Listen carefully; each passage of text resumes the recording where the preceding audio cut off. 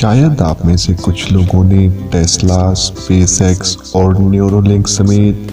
کئی کمپنیوں کے مالک ایلن مسک کی طرف سے نیورولنک چپ کی مدد سے فالج کے علاج کے دعوے کے بارے میں سنا ہو۔ ایک ایسی چپ جو انسانی دماغ سے منسلک کی جا سکتی ہے، مگر یہ بات اتنی سادہ نہیں ہے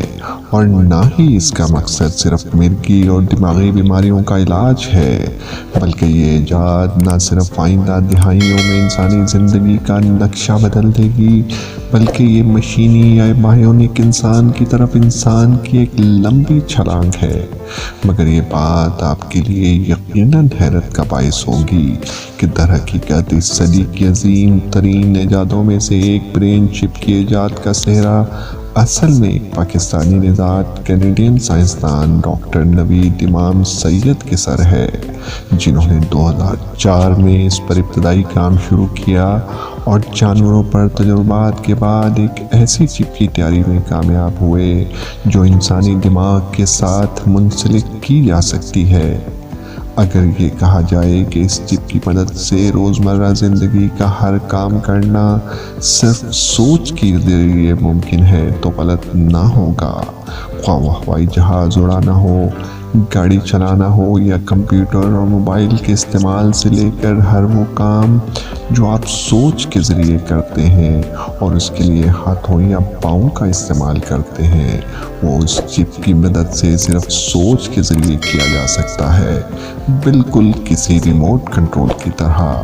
شاید یہ بات سننے میں عجیب لگے، مگر آئندہ آنے والے وقت میں عین ممکن ہے کہ دور فاصلے پر موجود دو لوگ آپس میں اس چپ کی مدد سے رابطہ کر سکیں اور بات کر سکیں، جسے ڈیجیٹل ٹیلی پیتھی بھی کہا جا سکے گا۔ انسانی دماغ میں اربوں خلیات موجود ہوتے ہیں۔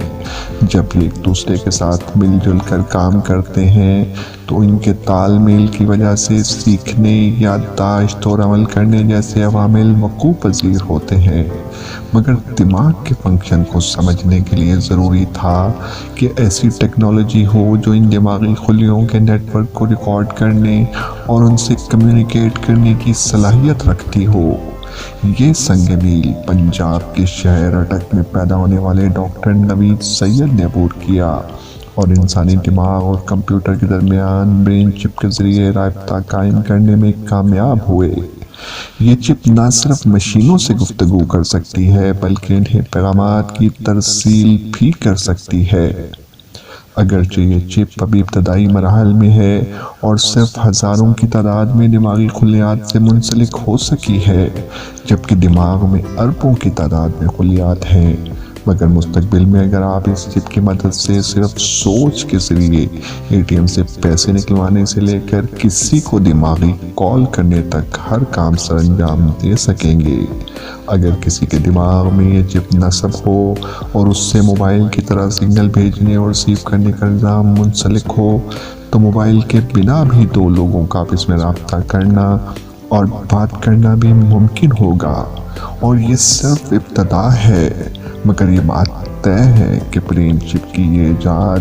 نہ صرف میڈیکل بلکہ روبوٹکس اور آرٹیفیشل انٹیلیجنس کی دنیا میں انقلاب برپا کر کے مستقبل کا رخ بدل دے گی۔